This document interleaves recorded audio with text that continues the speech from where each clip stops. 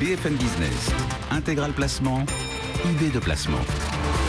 Allez, l'heure est tout le temps à l'exercice de bilan et de perspective au moment de la césure annuelle, bien évidemment, exercice que l'on fait également au semestre, et on va essayer de profiter de ces quelques premiers jours de 2016 pour vous donner un maximum de conseils pour bien appréhender l'année qui s'ouvre, et ce, grâce à Paul Lyonès. Bonjour. Bonjour Cédric. Merci de nous avoir rejoints. Vous êtes le directeur général de l'UFF.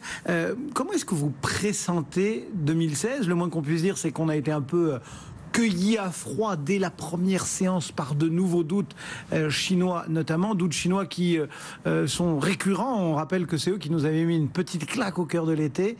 Comment est-ce que vous appréhendez un petit peu 2016 ? On nous dit que ça va être une année difficile, une année volatile. Vous avez aussi cette perception ? Oui, incontestablement. Ce sera une année extrêmement tourmentée, cette année 2016. Et elle verra ressurgir les anciens problèmes qui, jusqu'à présent, n'ont pas été traités ou insuffisamment traités. On va beaucoup se livrer à des discussions sur le sexe des anges en 2016. Par exemple, la croissance chinoise, vous le signaliez, ben oui, on va s'interroger sur le fait de savoir si cette croissance est suffisante ou insuffisante, ou si elle correspond à ce que l'on pensait. En réalité, on n'en sait pas grand-chose puisque les chiffres chinois sont tronqués, et donc c'est difficile de prendre des décisions solides sur des bases aussi friables. Mais on aura aussi les exercices d'exégèse sur les discours des banquiers centraux. Aujourd'hui, c'est plus tellement de savoir si on va maintenir les taux bas, c'est plutôt de la manière dont on va s'exprimer, dont les banquiers centraux vont s'exprimer. Donc on en est vraiment à guetter les moindres indices, les moindres signaux qui pourraient donner l'impression soit qu'on rechute, soit qu'il y a de la reprise. Et tout ça, c'est dû au fait que la croissance est encore très faible.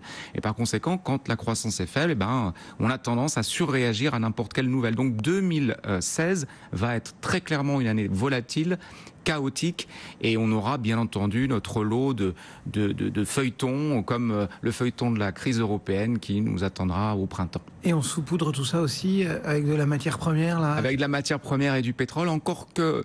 Oui, parce que c'est vrai qu'on a vu jusqu'à présent les côtés positifs de la baisse des matières premières du pétrole, et maintenant on est en train de voir les côtés négatifs. Donc jusqu'à un certain niveau c'est positif, au-delà d'un certain niveau c'est négatif. Mais vous voyez bien que c'est des supputations. Et aujourd'hui d'ailleurs, nous pensons que pour dire des investisseurs un peu audacieux, c'est peut-être le moment de revenir sur les valeurs qui tournent autour du pétrole ou des matières premières. C'est un pari, certes, mais si la croissance économique revenait d'ici 1, 2, 3 ou 4 ans, alors ces valeurs remonteront forcément. Donc, parce que l'impact a quand même été très fort sur toutes ces valeurs, que ce soit les pétrolières, extrêmement fort. Elles peuvent encore baisser. Elles peuvent encore baisser, mais c'est peut-être le moment de commencer à se positionner. Dans ce contexte, Paul Lyonès, quelles sont finalement vos convictions ? Alors on va essayer de vraiment toutes les brosser, mais d'abord si on commence par les classes d'actifs, quelles sont celles qui vous intéressent le plus d'abord peut-être ? En 2016, ça sera l'immobilier. Ça sera l'immobilier. Et je vais commencer par là. 2015 a été une excellente année pour l'immobilier locatif et pour les SCPI.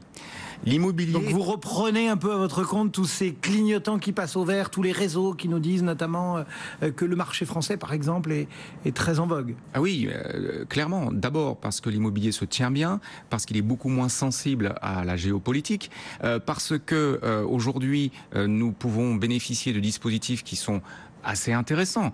Je parle de l'immobilier locatif Pinel qui entame sa dernière année, il faut le savoir. C'est-à-dire que si on veut bénéficier à nouveau de ce dispositif, il va falloir s'y prendre assez tôt dans l'année, puisque à la fin de l'année, le dispositif s'arrêtera. Peut-être sera-t-il prolongé, mais nous n'en savons rien à ce jour. Et l'effet levier du crédit surtout. L'effet levier du crédit à taux très bas rend la construction d'un patrimoine en achetant de l'immobilier locatif très peu coûteuse et presque indolore. En plus, c'est une manière de se constituer des revenus à la retraite. On l'a dit, on le redit. Donc l'immobilier locatif direct, l'immobilier aussi sous forme de SCPI, la pierre papier, qui a généré des rendements de près de 5% net de frais de gestion en 2015 et qui certainement, même si les rendements s'effritent un peu, rapportera entre 4 et 5% en 2016. Et puis l'immobilier dans l'assurance vie avec des unités de compte immobilières. Donc première classe d'actifs que nous privilégierons. L'immobilier, allons-y. Quoi d'autre ? Absolument. Alors, si on regarde les actifs financiers, ça sera plus un choix par défaut, parce que il va falloir avoir le cœur bien accroché. Mais si on doit choisir une classe d'actifs, on choisira nous aussi les actions européennes et plus particulièrement les small et mid caps qui ont fait un parcours 2015 extraordinaire, à 30% quand même pour certains fonds, et qui en 2016 devraient à nouveau profiter du fait que d'une part, il y a beaucoup de fusions-acquisitions attendues, donc c'est un marché dynamique, et d'autre part, que là encore, ce sont des sociétés qui sont moins sensibles à tous les risques géopolitiques que nous allons connaître. Donc c'est une classe d'actifs que nous privilégierons, mais attention, quand les marchés sont très volatiles, notre conseil en termes de tactique d'investissement consistera à investir progressivement, sous forme de versements réguliers, pour lisser le coût d'achat de ces actions.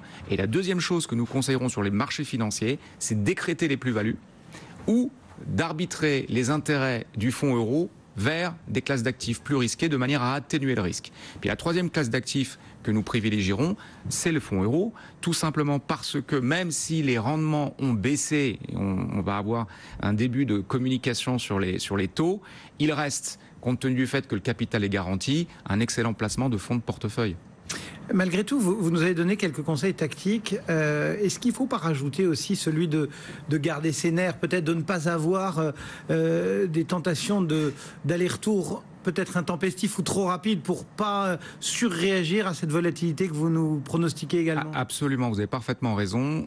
Nous ne sommes pas armés pour devancer les marchés. Nous sommes toujours à contre-courant lorsqu'on essaye en tant que particulier de faire des allers-retours ou des arbitrages. Quand les marchés sont très volatiles, nous déconseillons fortement ce genre d'attitude-là. Seuls les professionnels peut-être, et encore, peuvent se permettre. Et encore. En conclusion, c'est quoi? C'est le maître mot, c'est diversification. Vous m'avez parlé d'immobilier, de fonds en euros, d'actions, de mid-cap. Voilà, c'est être le plus diversifié possible. Plus que jamais, c'est un conseil de base, avec un autre conseil de base qui est de savoir pourquoi on place. Toujours pareil, notre métier, c'est de faire du conseil en gestion de patrimoine. Donc, connaître les objectifs du client avant de parler de placement. Mais si on veut donner un conseil, effectivement, c'est plus que jamais dans cette année volatile de diversifier ses placements parce que justement, personne n'a de certitude sur la direction qui sera celle de 2016. Merci beaucoup, Paul. Paul Younes, le directeur général de l'UFF sur le plateau de BFM Business ce matin.